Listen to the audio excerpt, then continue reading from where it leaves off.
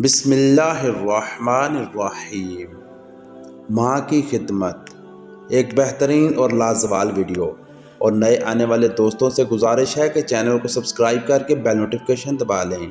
شکریہ۔ حضرت بایزید بسطامی علیہ رحمہ فرماتے ہیں کہ میں نے ماں کی خدمت سے بڑھ کر کسی شے سے فیض نہیں پایا۔ ایک رات والدہ صاحبہ نے مجھ سے پانی مانگا۔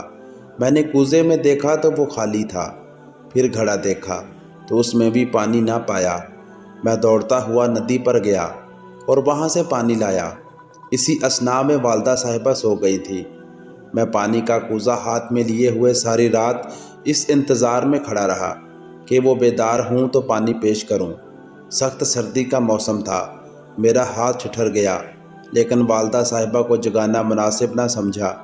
جب وہ نیند سے بیدار ہوئیں تو مجھے اس حالت میں کھڑا دیکھ کر بہت خوش ہوئیں، اور پھر پانی پی کر مجھ کو بے شمار دعائیں دیں۔ اسی دن سے میں نے دیکھا کہ میرا قلب انوار الہی سے معمور ہو گیا۔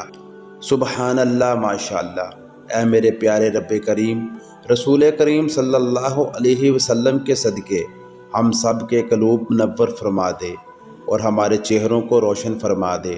آمین ثم آمین۔ تو دوستو، کیسی لگی ویڈیو؟